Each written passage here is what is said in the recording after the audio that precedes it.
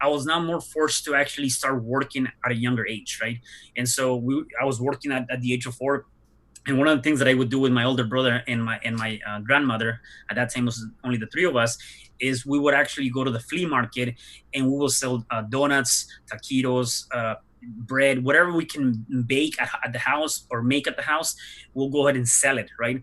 And we didn't do too good there, that we had to graduate and we had to start doing other stuff.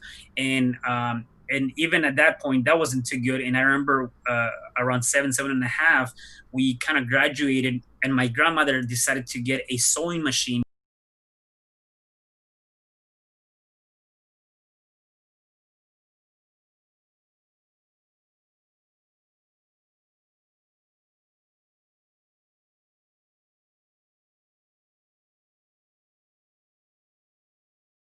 All right, Cesar, welcome to the show, brother. How's it going? Thank you for having me, Ross. Man, it's a pleasure, bro. It is an absolute pleasure to chat with you, man. Super grateful to have you here today, man. How's your day going so far? So far, so good. It's a beautiful day out here in Los Angeles, so it's nice. Yeah, man. LA, it's always beautiful in LA, man. Yeah, yeah. It's one of, I think it's one of the best places to be in terms of the weather, right? Like really nice weather. So I love it. Yeah, and I mean, you don't really have to deal with the winters, Yeah, and you right. don't have to really deal with a ton of rain, right? No, You don't right. get any hurricanes. The only thing I would say is maybe earthquakes, right? I don't Earthquakes, know what yeah, that's and like. and and those are unpredictable. So yeah. Have you been through a few of them? Yeah. Oh yeah. Quite a Man, few. what's that like when the whole room just starts shaking? You know what? That's kind of, it can be very scary because you can be sitting down. Like there was one, I think, like maybe about 2 months ago or something like that, and I was in my office just sitting down doing minding my own business. And before you know, everything's shaking. Everything's, you can hear this rattle noise, and it's like, what do you do? Like, do you run? Do you stay? Do do you just let it pass by? Because you don't know if it's gonna be 1 second or a couple of seconds. Right. Um, there's been some that are pretty hard though, for sure.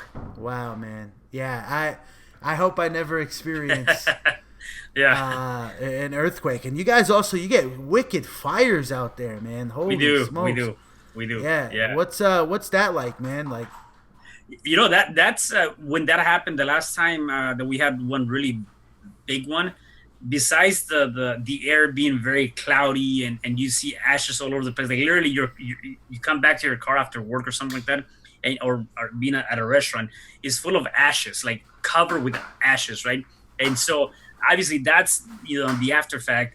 People that live very close to the fires, they have to be out and about. I mean, they evacuate those houses, so that's pretty bad because a lot of people lose their houses for sure, and yeah. and things. So Yeah. that's another one that's pretty terrible. Luckily for me, I'm kind of away from that, although I do get the after fact, the aftermath, which is the ashes and things like that. Uh, Yet it won't reach here to where I need to get evacuated. So Mm. Yeah, man. Well, hey, that's a good thing. You know, one thing I love about LA is you could hit the beach, yeah, right? And you could also go skiing, like yeah, not oh far yeah, away. So it's right. like you get the best of both worlds, man. You do. Yeah, definitely can't wait to get back out there, man. But Caesar, for the people that aren't familiar with your work, would you mind to just give us like a brief overview of what you currently are doing? Yeah, so currently I am a full-time entrepreneur. I started my journey maybe about 2.5 years ago when I took the leap of faith. And now I am a four-time book author. I am an NLP practitioner, mind and life coach, business consultant, and then I do real estate investing. And I started a podcast also at the beginning of the year. So that's kind of what I do right now Nice, in man. You my got a lot business. going on. Yeah, always busy. Yeah. I love it, bro. Tell me about your books. What have you Yeah. authored? Yeah, so my very first book is You Can Overcome Anything, Even When the World Says No. And that book is a memoir of my life story growing up and coming into the States. I'm originally from Mexico City, coming into the States. And I talk about a lot of the obstacles that I had to endure and overcome throughout my journey. And on top of that, towards the end of the book, I talk about some of the things that I had to do myself to start embracing the changes, whether it was through mind, working on my mind, working on self development, just doing more of those things, right? So that was one of my books. The other book is called Dare to Be Authentic, Volume 5. I co authored it with a couple other people, and it's all about authenticity. And we're just talking about how authenticity play a huge role in our lives and really making us and becoming who we are now, right?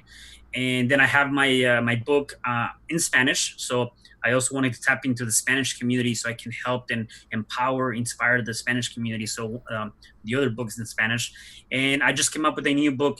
Is Follow Our Leads: How to Become an Entrepreneur, right? And so it's all about the entrepreneurial journey. That's incredible, man. Four Yeah, books. yeah, Holy smoke! So I'm finishing up my first book right nice, now. awesome. Yeah, I'm at about, well, I'm not done yet, but I'm at about like 26,000 words. Wow, okay. So I'm like, So that's almost there. yeah, I'm almost there. But one of the things I struggle with, honestly, is like I'll be rocking out, right? Just Uh-huh. writing, and then I just hit this like brick wall, and I'm like, damn, Yeah. like what do I say next, right? Like I Right. lose my organization, Yeah. right? I get writer's block. It's like it's tough. It's not easy Yeah. writing a book, right? It's not, It's not. It's not. especially when you forget what you wrote like in the Hmm. beginning. You don't want to Yeah. repeat yourself. So, Oh yeah. what tips do you have for me, man? How do you Well, stay on track? yeah. Well, I can tell you like. Let me give you a quick story. When I first started working on my first book, right? And I think we as people go through this a lot, in not just in writing a book, really in anything in life, right? Uh, I began and I had the idea of I need to write a book. I want to be able to, get my story out and get it for people to see that, right? And all of a sudden, I hear these little voices in my head saying, "What are you kidding? Like you're not a writer. You don't like to read, let alone you've never written a book. Who's gonna read your book?" And so I started doing this self sabotaging and these ideas of why am I even doing this, right? I was pretty much, telling myself not to follow through, right? And um, and so for a minute, I'm like, I just let it be. I'm like, you know what, this is not gonna be for me. I'm not gonna do it. And then I changed the frame, right? And I think that's very critical in anything that we do, right? You have to be able to change the frame on how you see things or the things that you want to accomplish. And I changed the frame and I said, first of all, yeah, I may not be a writer, and also I may not like to read. The last time I read something was in high school, and I had to read a book just because that was for my English class, not because I wanted to, right? So I said, you know what? Um, what if I'm writing this just for myself, for a self accomplishment, for me to leave this behind for my daughter? Like, if nobody buys my book, that's fine. I just want to have something that I can deliver, something that makes me feel good. When I changed that frame, though, then I started writing. Like I began writing, right? And I then looked into it and said, okay, who did I know that has written a book? Who can I talk to that can give me some nuggets or some ideas, right? And there was one person that gave me an idea, and this is more for people that are barely gonna start writing a book. And he gave me the 1-10-10-3 rule. And what that is one is the book title, right? The premises of the book, and you can change that at any time. It's just an outline, right? So that's number one. 10 will be 10 titles, right? Which eventually will become the title to each chapter, right? So 10 subjects, big subjects. And then the other 10 will be 10 paragraphs within each chapter, right? So you can create the outline based on that. And then the last three will be 3 sentences per paragraph, right? And so when you create that outline, now you have pretty much the outline to be able to get you to a book that's going to be anywhere between 140 to 150 pages, which is essentially a book, right? So I started with that outline, and then as I was going through that, I began to write my book, and that gave me clarity like anything else, right? You have to understand what is the end in mind. What are you trying to accomplish? Or in this case, what do you want to write about, right? And then you can start backtracking and start plugging in information, right? And so that was very useful for me when it came down to writing my chapters. Now, when I got stuck, I went back and look at, okay, where am I right now, and where in my story, the story that I'm trying to tell, am I in? So understanding where you are now, and then where did I need to be, and what is the reason that I'm trying to do this book, and then I got back into it again. And Mm. you know what? One thing that I did too is I created a for the very first book, I created a format for me where I was holding myself accountable, right? I think that's very, very important. What I did, I said, is if I want to finish this book by X amount of date, I need to do this many pages per day. So I was now playing this game that every day, regardless, I had to do 10 pages per day. Now, if I didn't do those 10 pages, that meant that the next day I had to pick up the slack, right?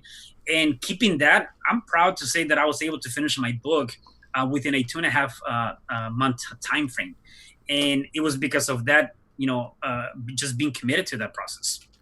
Wow, man, that's powerful stuff right there. That, that just that just helped me out a lot, man. Thank you for sharing that. Yeah, I like that. The one it's the ten 110 one 110 10 3. 1 10 10 3 method. Yeah. That's Yes. man, we can make a course out of that one right there. Yeah, right. Yeah, definitely. Caesar, I want to go back in time. Obviously, you said Yeah. so. You've been an entrepreneur full time, grinding Yep. it out for the last 2.5 years, Yes. right? So we're in 2020 right now. So what do you say, like middle 2017? Yeah, give and take. Okay, Right. so let's go way back, right? I know you said Okay. you were born in Mexico City. Yep. Tell us, like, what kind of childhood did you have? Like, what were you? Yeah. Tell us, bring us inside, and Yeah, let us know. definitely. So I was born in Mexico City, and I was born to just my mom. I don't know. I've never met or don't even know his name. My biological father. Never met him. Never had the intention to at this point. And so it was just my mom, my grandmother, and my older brother. It was the four of us. And I grew up in a society or community and into a family that we really didn't have anything, right? We didn't have anything whatsoever. We actually lived in a room which we called a home, which was literally 250 square feet, right? I mean, and you think about it, it's a room nowadays, right? And so we were living in this place that was made out of plywood, sheet metal, no running water, no electricity, and really literally sleeping over the dirt, right? That was my beginning. And it was okay though, because at the end of the day, I grew into that environment, right? I didn't know any better, and we were satisfied with that. My mom and my grandmother have always been very loving to me and my older brother, and they were always there caring for us. And talking about caring, my mom decided to take her own leap of faith when I was just a couple of months after I turned 4, and she decided to leave me, my older brother, and my grandmother behind, so she can come to the U.S. and pursue a better life and be able to provide for us, right? And so when you think about that, me as a kid, first you're thinking, well, what did I do? Where's my mom? No dad, and my mom is leaving. Now I realize though what she did. She did something that has empowered me and has helped me out throughout my life, right? Yet that was one of my very first turning points, because at that time, although we were already doing things as a family, I was now more forced to actually start working at a younger age, right? And so I was working at the age of 4, and one of the things that I would do with my older brother and my grandmother, at that time was only the three of us, is we would actually go to the flea market, and we will sell donuts, taquitos, bread, whatever we can bake at the house or make at the house. We'll go ahead and sell it, right? And we didn't do too good there, that we had to graduate and we had to start doing other stuff. And even at that point, that wasn't too good. And I remember around 7.5, we kind of graduated, and my grandmother decided to get a sewing machine for the three of us. So we used to sew clothes for dolls, and that's what we were utilizing to be able to make money. Growing up, I didn't have the ability to be like any other kid, right? Where you can go and play. I would actually get in trouble when I would try to sneak out of the house. I remember one time I snuck out of the house and I wanted to play soccer. Soccer is huge in Mexico. And my grandmother came out and she literally pulled me in and was like, nope, you got to get back to the grind, right? And I appreciate that because at the end of the day, that's made me who I am now. And there was times though we didn't even have anything to eat. I say we had this specialty dish, this specialty Mexican dish, which was a tortilla with a grain of salt, and that's all we had. It wasn't until the age of 10 when my mom came back for the third time. She came back to Mexico, and now she was determined to take us or bring us to the States, right? And even with that, that was a different lesson that I think many people go through, not in that same content, yet the idea is there, right? I came to the States, which is a great nation, and I wouldn't have done it any other better way, right? I'm glad they brought me. Except at that time, I wasn't happy. I was, going through some struggles myself, not being able to communicate with anybody, not being able to read, write the language, not having any friends. Although my mom, I knew who was my mom. She hadn't been in my life for 6 years. And so that was kind of hard, right? And at that time, the person that I see as my dad now, who's actually my stepdad, I see him as my dad. I remember one day I was very mad at him, and I said, you know what? First of all, you're not my dad, so you cannot tell me what to do. Number two, I don't belong here. I don't want to be here. You need to send me back to Mexico. And when I think about that in two different things, number one, the fear of being in a place that is unknown was overtaking the opportunity. Sometimes we as people fall into this idea of the fear of being uncomfortable, and we rather go back to what we're comfortable with. So I was comfortable being poor, I was comfortable working, I was comfortable having that life, and I was uncomfortable being here in this place where I did not know anyone. I didn't understand the language.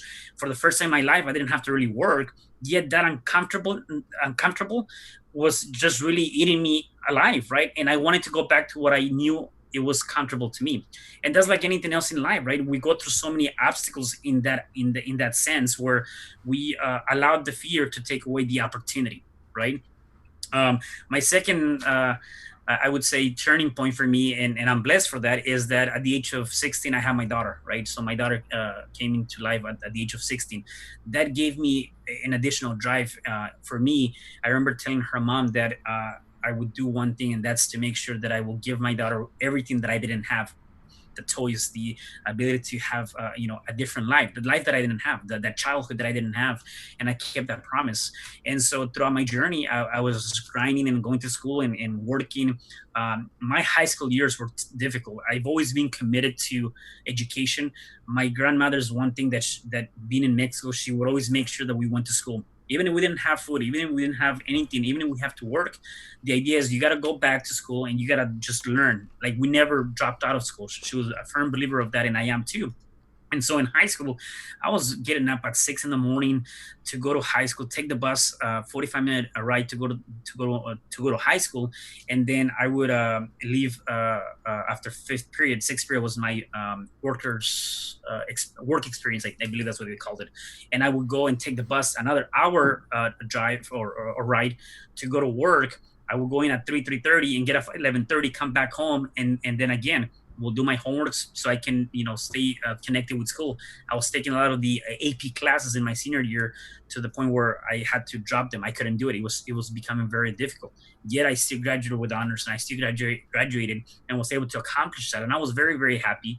And coming off of that, I went into corporate America. I continued my career. I did so many different businesses that I failed, and I got up and did it again. And I got my master's degree, hoping that I was going to get into business administration through my corporate job. And throughout that journey in 2006, 2007, I started my real estate business. And it went terribly bad because, as you might know, that's when the housing market took a hit, 2008, 2009. Well, I went with that, right? I lost my properties. I had a couple of rental properties. I lost them. I foreclosed. I had short sales. So I literally lost my credit. And I said, this is not for me. I did a couple of maintenance companies. That didn't work out for me. I did computer networking. That's part of my background. That didn't work out for me. And I'm like, you know what? I'm just going to stick with corporate. And that's it. And I continue with that. And I continue with that until I said, you know what? No, there's something bigger and better for me. And I decided to take my leap of faith again with real estate and other things. And I left my job, which was very, very uncomfortable. It took me 7 months to do it. From the time that I said I was going to do it, it took me 7 months to actually follow through. And when you think about it, it goes back to anything. Sometimes we allow the fear again to hold you back, right, from the possibilities. I wish I would have done it sooner. It didn't work out. At the end of the day, I'm glad I did. Wow, that's an incredible journey, brother. You gotta dissect that one, man. Holy Yeah. smokes! What was that corporate America job that you were working, by the way? Yeah, the very last job that I had, I was working in a logistics company. So that was kind of my part of, for the last, I guess, 15, 20 years, I worked in the logistics.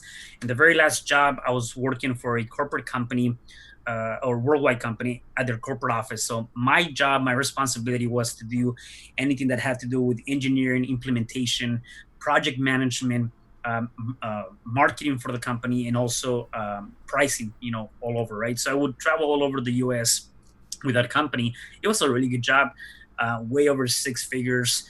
And, at the end of the day, it was a really good job. And something just said, there's got to be more for you. Mm. And I remember telling some of my friends, and the first thing they said is like, are you crazy? Like, why would you leave that job? Like, you travel all over the place. You're always traveling.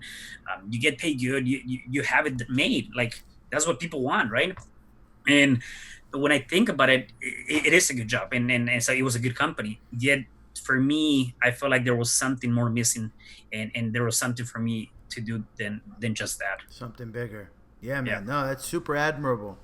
Thank you. Honestly, man. You know, one thing that you said earlier that really is still on my mind is you said that sometimes all you had to eat was a tortilla with salt. Yeah. Man, I honestly, Cesar, I could not even imagine what that would be like. And there's people living like that right now, Yeah. like in 2020, all over the Right. world. Like, Right. holy man, Yeah. Yeah. that's a tough pill to swallow. It is, and again, I think that part of that too for me is being able to appreciate life in a different aspect, right? I love, like you can just give me a tortilla with salt, and I love it. I mean, like that, I can have that day in day out, and and part of that is because again is being able to appreciate the little things so that you can appreciate the bigger things, right? And for me, going through that, I think that the first 10 years of my life, we're critical. We're critical in different aspects, right? If you look at the human mind, right, our human mind is more suggested and between the ages of 1 and 7. So anything that happens between that age, it tends to go with you, right? And it tends to follow you. So you can either pick up good habits or bad habits, and throughout your journey, you got to be able to fix those things, and you got to be able to work on those things, right? And so I'm not saying I'm perfect. I had so many different downfalls, and one thing that I kept telling myself is that it does not matter how many times I fall down, I'm going to keep getting up and keep going and learning. And I made a lot of mistakes, and yet I've also made those mistakes. Now, even now knowing about it, is that I've not only made those mistakes, I'm also growing through those mistakes, and I'm learning from those mistakes, right? And so now I don't even see it as a mistake. I see it as a lesson. I see it as an educational experience. Mm, Whatever happened in the past, and either you learn from that, or if you're going back to that, is because you haven't learned that lesson yet. absolutely, man. Now, would you say selling things at the flea market when you were very, very young has impacted you as an entrepreneur, right? Because it's an entrepreneur, right? I Yeah, mean, you yeah, got started yeah, young, right? Selling stuff, yeah, flipping stuff. Entrepreneurs create, right? It's what it's all yeah. about. Create and provide value. Like, would you say that that's impacted you, or no? I think so. I think that story, that journey, that history, definitely has helped me be the entrepreneurial person that I am right now. Even if right now some things may seem to be hard, the fact that I'm still always looking to do something different, right, and being able to venture out into different things helped me through that. And when I look at my journey, like even coming out of in high school, I remember doing this. Like I would go to Smart and Final, and I would get a big bag of lollipops and candy, and I will be selling that in school for like 25 cents, 50 cents. Like, so when you think about it, is that drive, like something drove me to do that, and I believe that it was me working at an early age, Mm. and even going through that, when I was going to school and getting my computer networking, I will offer people like, hey, I can build you a computer, I can fix your computer, and I started doing that on the side, and I built a lot of computers, and did a lot of that for people, and I would always find something, look for something. It wasn't just my 9 to 5, or let me just go, trading hours for money. It was that plus what else can I do on the side, and I think it comes from me, working at an early age. Mm. Yeah, absolutely. I mean, the one of the big conversations in the entrepreneurial world, obviously, is entrepreneurship taught, or are you born entrepreneurs? Mm. And and what's your opinion on that? I think, for the most part, I think that you can learn that. I mean, it is based on, if you were born into a family that's what they do and all that stuff. Again, those are the habits you're gonna pick up, right? And again, between the ages of 1 and 7, the time that you're born to 7, whatever habits you're most exposed to Mm. is what you're going to be embracing, right? Just because you were born into a poor family doesn't mean you have to be poor the rest of your life, or vice versa. Just because you were a wealthy born into a wealthy family doesn't mean you're going to be wealthy all the rest of your life. I think that, like anything else, you can definitely learn it. It's not an easy path. Obviously, you have more advantages if you were born into something like that, yet I think you can learn it, right? And there's so much information now, through podcasts like this, through books, through different avenues, that you can get your confidence level. It comes down to confidence at the end of the day, right? You can get your confidence level up, and you can learn those traits. So I think you can definitely learn them. There's an Mm. advantage for sure. Awesome, man. So you said that you did well in school, right? You what stuck out to me is you said you take a 45 minutes bus ride to get to school. Yeah, yeah. Holy smoke! That the school bus or the public bus? No, that was the public bus. Wow, Yeah, man, yeah. that must have been rough. It was, and waking up early, and coming back super late. I'm telling you, my high school years is like, if I go back, I feel like I didn't have, like, high school years are those that you have to enjoy, in the sense of go out with friends, do this, do that.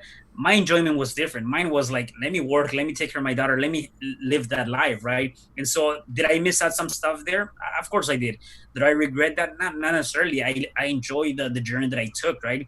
And it was that, again, that dedication to be part of that.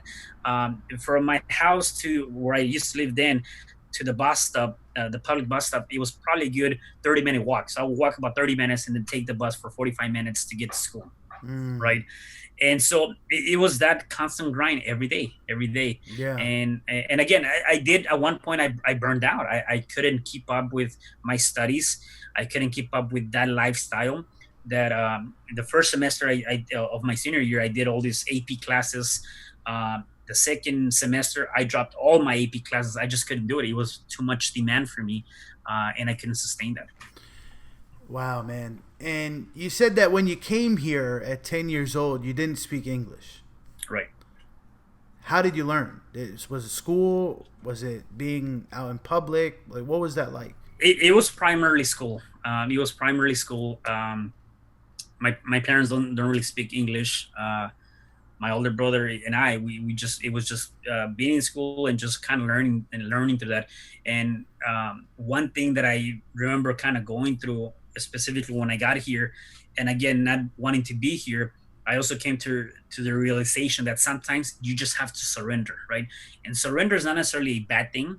Surrender is being able to take in and understand where you're at, and just be able to embrace that moment, or embrace that change, or embrace what is to come, right? And so for me, I think it was one of those things. I had to surrender to the fact that they're not going to send me back to Mexico, which I'm glad they didn't. And I have to surrender to the fact that this is my new life. And so I either have the choice to continue to fight it, or surrender. And I surrender, and I went with the program, and the understanding, and just the learning. And I was able to, within 2.5 years, 2 years, I would say, I was able to start learning, speaking, writing, and talking to people. And it was, to me, it was a huge accomplishment, right? Because going into my middle school, then that took me to a whole new level when it came down to education, when it came down to relationships. I was able to do a lot for myself. I think there were some of my best years. I think in the Mm. middle school, I was very involved to where it might not seem as a big thing, yet to me was, again, especially for me being from Mexico and not even ever picturing that I would be here, right? Being I think it was the eighth grade prince, right? So that was kind of cool, being on the pageant and being the eighth grade prince. And then for my graduation class, being able to be invited to do a speech to the graduating class, and I was excited for that. And I actually put that speech on my book. It's called "We Choose Our Way," and it was talking about kind of like that journey, like where we are at now, and we as people, right, as students, we're now going to high school. Some of us are going to choose the right path, some of us are going to choose the wrong path, and it is up to us to choose that path. And so I talked about that, and I did that speech, and to me that was a huge accomplishment. Like, again, being for an immigrant, and not knowing any word in English, now being able to deliver that speech, that to me that was a huge accomplishment. Yeah, that's incredible, man. One thing, one of my goals is to pick up another language. Oh, that Yeah, Spanish is good. I've worked in a lot of restaurants, you know, Yeah, so I speak that restaurant Spanish, yeah, yeah, you know. yeah. But let me ask you this, Caesar. Do you think Mhm. that if somebody like myself, if I moved to Mexico for 2 years, do you think I'd become fluent in Spanish Oh yeah, definitely. by default? Oh yeah, yeah, Really? definitely. Yeah, because you're being surrounded by, it goes back to that. You are the average of the five people you hang around with, right? So if you're hanging around with, a bunch of people that all they speak is Spanish, you're naturally going to be forced to learn that, right? The unconscious mind is going to start picking up that signal, and is going to say, okay, this is where I need to be. This is the signals that I'm getting. Let me Mm, start practicing that, right? So anyone, and I don't know if you ever heard about this, or seen this. Sometimes people will send their kids for 2 or 3 years to a different country to learn that language, and they'll come back and they're fluent in that language, right? So you can definitely pick that up, right? Because yeah, again, your mind is going to I adjust to want that. to, because I one of my Hey, yeah. best buddies is Dominican, right? And when I'm Oh, hanging okay. around, Yeah. they talk. I don't understand a damn thing. I'm like, Yeah. man, I wish I could understand what they're saying right now. You Yeah. know, but yeah, I have a 4 month old, and like Mm, one of my goals for her is for her to be bilingual. yeah. And I know obviously as a baby and a Yeah. toddler, it's like one of the best prime times to pick up another Right. language, right? Because it's Yeah. like they don't even know they're learning it; they're just Yeah. learning it. So I think that's super awesome, man, and it definitely opens up a lot of opportunity, right? Yeah. Between the English market, the Spanish market, especially in business. Like, how has being bilingual for you as an entrepreneur helped you? I would say I definitely gotten connected with different people. If I look at it from a real estate perspective, right? Like, I'll be on the phone doing call calling, right? And so if I didn't speak Spanish, like, I would have lost a lot of those potential leads, or customers that I could have talked to, right? And so being able to have that flexibility, it definitely opens up more doors, right? And so a lot of times when I'm talking to people, in terms of real estate, I can connect with them in that level, and you're building that relationship, right? Hence why I wanted to also write my book in Spanish, because I wanted to definitely get to that market, and empower them, right? Giving them more ideas and tools, where, whether I'm from Mexico or not, or born here, it doesn't matter. At the end of the day, that they also have the possibility, just like anybody else, right? And so I believe that when you have more than one language, it's definitely gonna, now you have two markets, right? You have two possibilities that you can penetrate, Mm, from that aspect. yeah, absolutely, man. Do you ever make it back to your hometown, your home area? Yeah, the last time I was there was probably about, I would say, a good 5, 6 years ago. I haven't been there, been to Yeah. my hometown, per se, about 6 years ago. I used to go a lot before. You know, I haven't been to Mexico, Mm. You need but to. I It's do a nice business out of place. Houston, Yeah. so I'm not far away. No, no. But yo, I've heard there's some very luxurious, wealthy parts of Mexico City, Yeah. Oh yeah. There like there Beverly is. Hills status, right? Like, Yeah, yeah, yeah, yeah. There's a Polanco is the name of it in Mexico City, and it's supposed to be very very well. It's not supposed. It's very nice, yeah, very luxurious. Yeah. yeah, yeah, yeah, So it's definitely a place you need to go out and visit for sure. yeah, yeah. No, I know. I mean, huge tourist destination, right? Yeah, yeah, For yeah. people Definitely. from the U.S. and whatnot. Yeah. So, Caesar, you're involved in a few different things, right? You're Hmm. doing real estate. You're working as an NLP practitioner, and you're an author. Let's talk about the NLP, right? Because Hmm. neuro linguistic programming, for the listeners out there that aren't familiar, right? We've had a few NLP practitioners on this show, but in your own words, how would you Hmm. describe that field of work? So that's NLP, so neuro linguistic programming. What I would say the best way to describe that is being able to tap into the unconscious mind and creating, in my opinion, positive thoughts, positive affirmations, or positive programs, right, to really change the outcome that you're trying to create in your life, right? And so when you think about it, the mind is both. You have the conscious mind and you have the unconscious mind, right? The conscious mind is the logical side of the brain, right? The unconscious mind is merely a computer, right? So it's like programs, right? So if you put a good programs into that computer, it's gonna give you whatever you put in, right? If you put bad programs, it's gonna give you whatever you put in. And so being able to tap into that into that part of the brain really opens up a lot of things into your life, right? And so you hear a lot of people talk about affirmations. You hear a lot of people talk about I did a post or a video not too long ago about words do matter, because all of the things that you're saying or the things that you're watching or the things or the people that you're hanging around with, all of that can create a either positive or a negative, right, or a bad uh, uh, aspect in your life, right? It's going to create one of the two, right? And so through NLP, through those practices, you can help people really start focusing on the things that do make a difference in their lives. For instance, you can get people to remove limiting beliefs, right? A lot of people have limiting beliefs, whether it's around money, whether it's around, am I worthy enough? Am I loved? Or things like that, right? So you start tapping into that.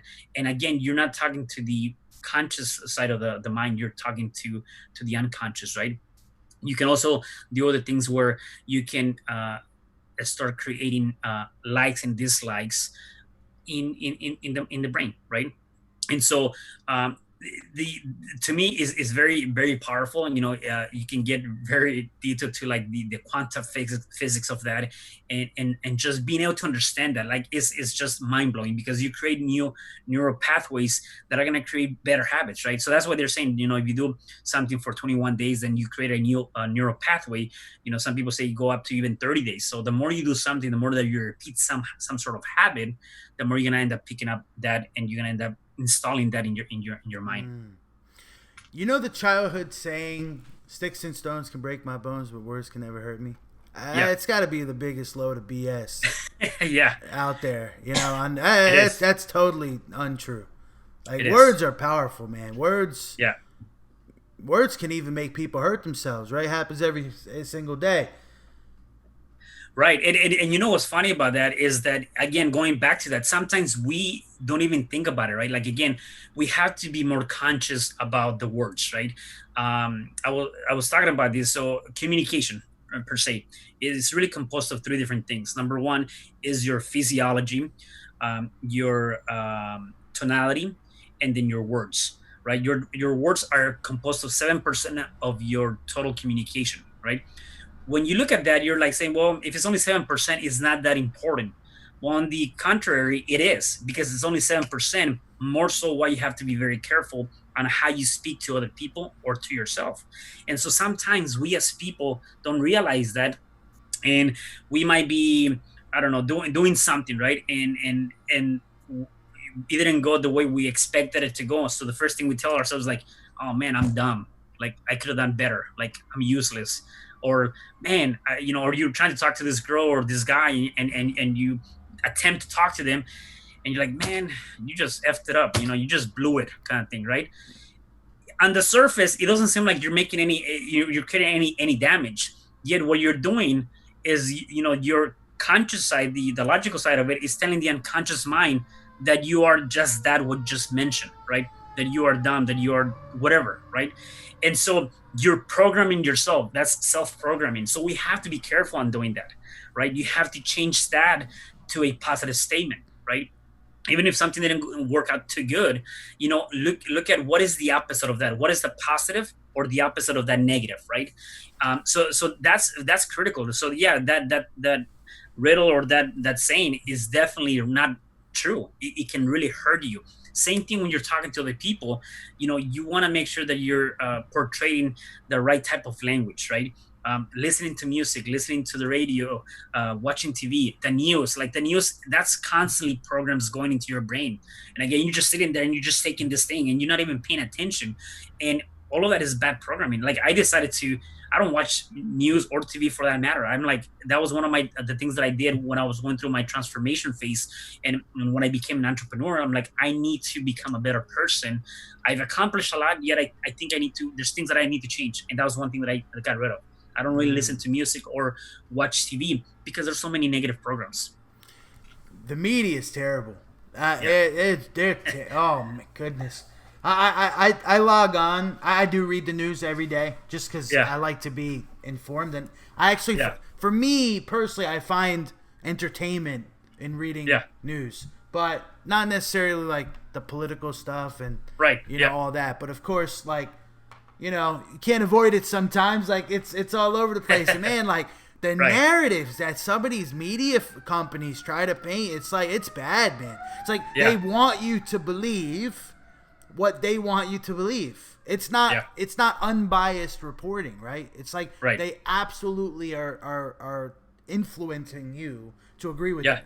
And I yeah, just I'm not a fan of that right. put the facts out there. Like media nowadays is like not about the facts anymore. It's not about the truth. It's about what they want you to believe, man. Yeah, yeah. It's just like a lot of it's toxic, man. It's just nonsense. Yeah, I mean, it seems like every time I turn on the TV, when what I did, or even if I go to my parents and they're watching news, like the very first thing they talk about is somebody dying, somebody got killed, somebody got shot, or something bad It's going all on. bad. It's all Right, bad. like, It's all yeah, bad. It's crazy. Like yeah, in Houston, the news is like triple shooting, homicide, man yeah, found dead in the lake. Did anything good happen today? It did, yeah. but they don't want to talk about that good stuff Right, because right. bad shit sells, man. And It just he does. does, and he does, Why and that's is that? that. Why why I, why do people enjoy negativity? because you know what, I think is so easy to be negative, right? I think Les Brown was talking about this, or maybe even Jim Rohn. I think both of them collectively were talking about this. And we as human beings, you know, when you think about the idea of doing something that's good, or staying positive, or whatever that might be, it takes a lot of effort, right? There's a lot that goes into that. Being negative is just like, okay, just embrace that. I think Les Brown also talked about the bamboo tree, right? The bamboo tree takes 5 years to grow, right? You have to water it, you have to nurture it, you have to take care of it for 5 years constantly, day in and day out. It's a lot of work. Yet after the fifth year, that thing grows to be nice, beautiful, and big. And that's it. That took a lot of work. That's the positive side. If you go to your yard, weeds, they just end up growing through the cracks all over the place. All of that negativity, right, or the bad stuff, it doesn't take any effort. You don't even have to water that or do anything. You don't even have to give them sunshine. They're gonna be growing through the cracks of your yard, right? And so it's the same thing in our lives. I think that we are so not we are so inclined to doing the work, or doing the right stuff to have a good life, right? Another saying that I love about Les Brown, he said, if you want, if so, it goes back this way. I think if you do what is easy, your life will be hard. right? If you do what is hard, your life will be easy. And when you think about that, it's like a lot of people rather do the easy stuff, and that's why they're having a hard time in life. If you do what is hard and you're going through that journey, you enjoy the journey. At the end of the day, it's gonna pay off, right? And I've been on the other side where I was doing everything so easy, and it's like nothing was working out. Yet it was easy for me to come home and just sit on the couch, come home, not do anything, or just live that life. Mm, absolutely, man. Les Brown, one of my favorite, by the way. I met him Yeah. in Oh, nice. 2016 at Yeah. the Grant Cardone convention. Oh, Got a nice. picture Yeah. with him and everything, man. Oh, that's awesome. I love Yeah. Les, man. He's Yeah. great He's amazing. speaker. Yeah, Yeah. truly amazing. It just bothers me. It's one of those things that just triggers me, especially now being that we're in the social media era. Negativity just sells, and sometimes like I've had self doubt. I'm like, well, maybe I should just be negative all the time because that's what gets engagement. But I don't want to do that. Right. Let me give you an example. I'm a real estate investor myself, right? So I post a lot of stuff about real estate, whatnot. If I post on Facebook or Instagram that I lost money on a deal, it'll get a ton of engagement. People express empathy, they'll comment and like. If I post that I just made 50 grand, it's You like, get a trash. yeah, like people don't want to show me love or give me props. It's almost Yeah. like, and it makes me think like the self doubt is like, well, do people generally want to see other people do bad, or do they genuinely want to see them do good, just not better than them? And is there a very small group of people like you and I that genuinely want the best for everybody? Like, what is it? Yeah. You know? Yeah.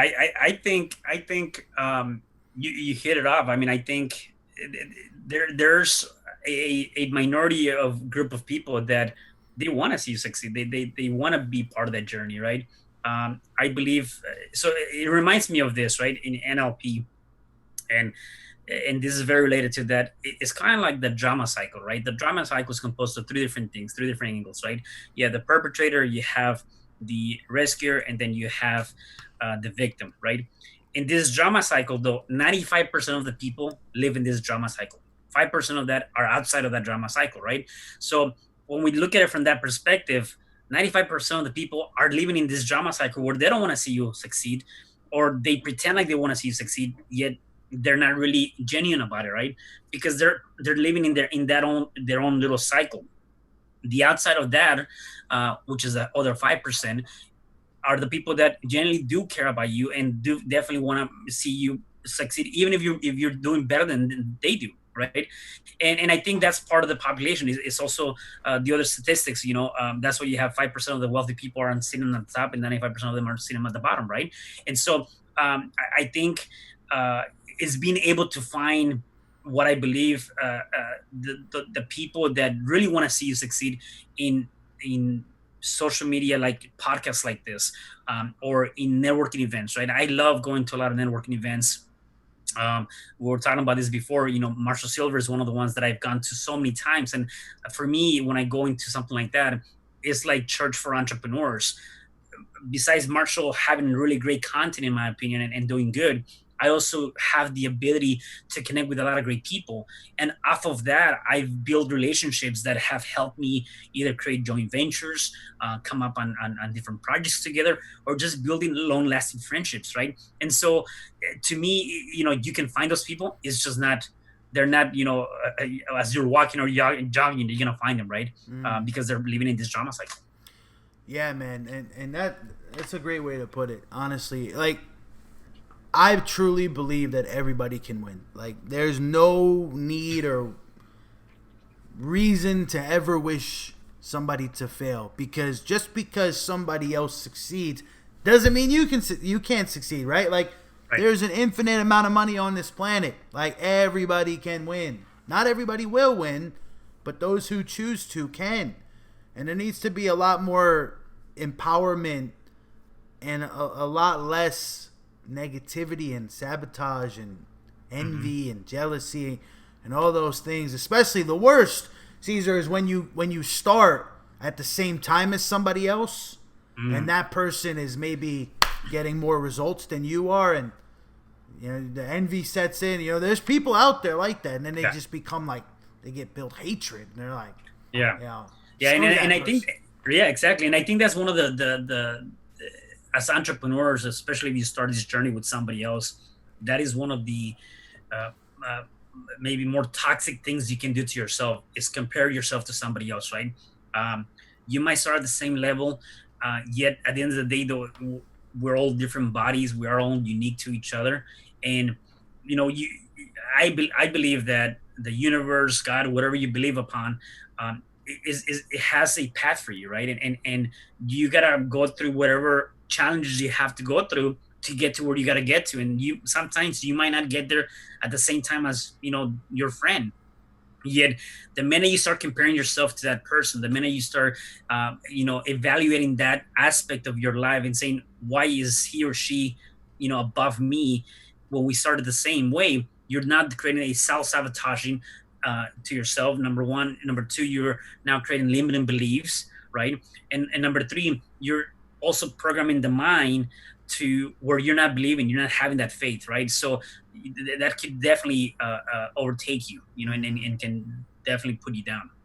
Absolutely, man. Caesar, I'm interested in what your biggest challenge is. Like, what do you struggle with the most?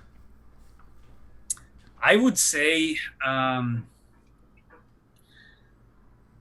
would say the there's a few things when I look at in the past, right? And I think it's part of rejection, right? Although I find myself, I can find myself getting out and talking to people, and really just conversating with people.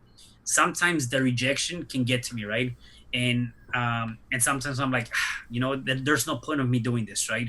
And I've seen that in different things. Like sometimes I'm just afraid to ask because because somebody behind my head is telling me that the answer is gonna be no, or you're not gonna get the outcome that you want, right? So again, that self sabotaging, and so that's one thing that I've been working a lot to really not take that so personal and understand that whatever I'm doing, and it's something that I've been learning, is that I'm doing, whether it's reaching out to people about my book, whether it's real estate investing, whether it's NLP, whatever it might be, that what I'm doing is I'm offering something that they need. I'm offering something that people can definitely utilize, and they need that. And if at this moment they say no, is that they're just not ready. Don't take that personal. Before, I would just not even, if somebody was to tell me no, I would just drop it, and for days in and days out, don't do anything, which meant that I wasn't producing, which meant that I wasn't doing the things that I had to do.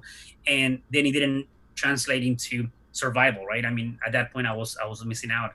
And the idea of maybe I should go back and get a paying job sounds good at this moment, because I'm not cutting it for this, right?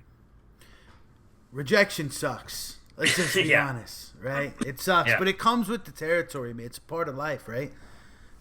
If we're talking about rejection in like the sales world, right? Like you want to yeah, close a high ticket sale or a client or sell a real estate deal, and you don't get the outcome you want. Because I've struggled with that too, man. Like I yeah, used to be scared to ask for the yeah, sale, Caesar, man. So yeah. I had a partner. I started a digital marketing company like in 2016, 2017.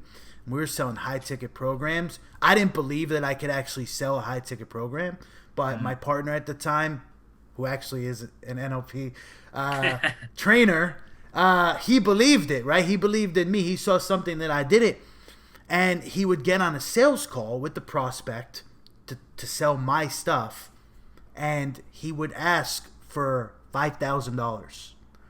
And Yeah. when right before he would drop the sale, I would run out the room Uh-huh. because I was so afraid of the person saying no. Not only that, I couldn't believe that anybody would ever pay me Yeah. $5,000, but I was afraid of the no. So I would run out the room, heart pounding, sweaty, red, and I'd come back 10 minutes later and he would say, whether we got the deal or not. Mm, And so many times, like, we would get the deal, and I couldn't believe it, But it's like the fear of rejection. I was so afraid. And I told myself, I was like, this is ridiculous. I can't run out the room every single time. It's time to right. make a sale, right? I'm never gonna grow a business like that. And now I have no problem asking for the $25,000 sale, right? Yeah. Because I know the value of what I'm offering. And if Yep. the other person doesn't see the value yet, well, then I didn't do my job yet. I didn't do my job properly. And if it's not for them, well, how can we provide an alternative solution for them, right? Mm-hmm. Downsell. And if that's not for them, well, then, hey, I'm here. I'll follow up, or reach Yeah. out to me when you're ready. So fear of rejection, man, it's a tough one. It is. It is. It can definitely handicap you for sure, right? Yeah, yeah. And it's funny. I mean, like the other thing too is like, again, doing sales, right, or doing cold calling for real estate. Like you get people on the other line, and they're like, cursing at you, telling you to go f yourself, and just like hanging up on you, or like I get some people that are very rude, and before, like, man, I'm like, I would be like, man, I fucked it up. I messed this Hmm. up. Like, the conversation didn't go the way it went. Now I'm blaming myself for his reaction, when in reality that's not even the case, right? And so now I've changed that, and embraced that differently. We're like, all right, fine, let's move on to the next one, kind of thing, right? Yeah. And it still gets to me every now and then, especially if I'm trying to like really get at it, and close those, and I'm like, man, I was hoping that I can walk away with somebody today, with a lead or something, or a close, or close on a deal, and you don't get that. Then I start telling myself these things, right? It's one of those things for me that I'm still learning and growing, and definitely embracing. When it comes to those cold calls, man, you just gotta hit them with the. You want to say that to my face? Because I got your address. You want to Yeah, tell me to go f off to my face? yeah, yeah.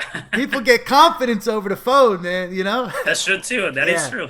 But Yeah, it happens, man. yeah, With cold calling, right? It's not personal, right? right.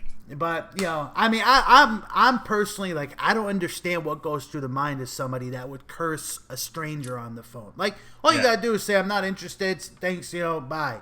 That's yeah, it. But like, you're gonna go out of your way to like start cursing the person, and I don't know, yeah. man. There's some Yeah, I interesting get you. people Yeah, out there in the and you're world. right. I don't get it either. Yeah, you're right. Yeah, it's very, very Yeah. strange, man.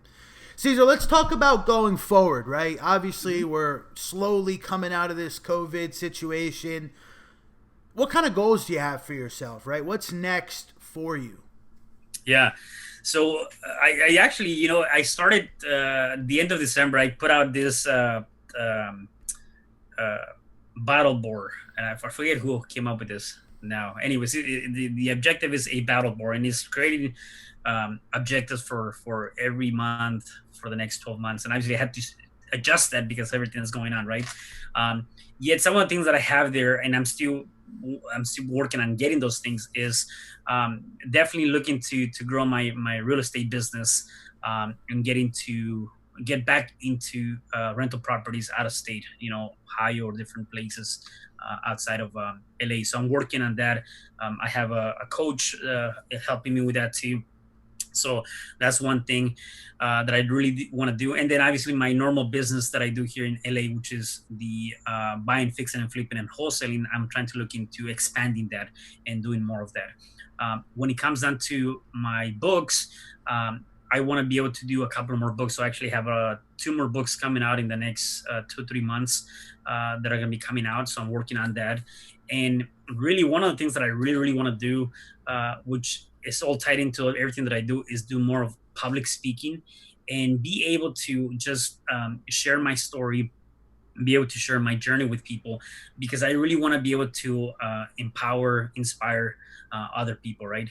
I call them my highest intention. My highest intention is to be able to make sure that I can impact as many people as I can, by empowering them, by giving them tools, by giving them ideas, by giving them something that they can take and run with, right? And so public speaking is one thing that I see in the near future that I wanted to do this year, and so far it hasn't happened because of COVID-19. Yet next, whenever we can come out of this, that's going to be something that I definitely want to be able to grow. And then And so that I think that's more or less those are the three things that I want to focus the most. Obviously, continue to grow people in, or bring people into my community for the NLP life and mind coach. Mm, I love it, man. Powerful stuff, bro. I'm Yeah, excited for you, Caesar. thank you, man. You Appreciate know, it. when I first got into public speaking, I didn't get any gigs. So I just I made my own gig, man. There you go. I put up a Yeah, meetup. I yeah, rented out a spot. Well, actually, I got a free spot because I yeah. told the restaurant if they gave me their back room, they can make a lot of money selling drinks and food. Ah, And I just got a little stereo system with a mic. yeah. I'm in business, buddy. I'm in business. Wow, Yeah, nice. man. What was your topic? Real estate.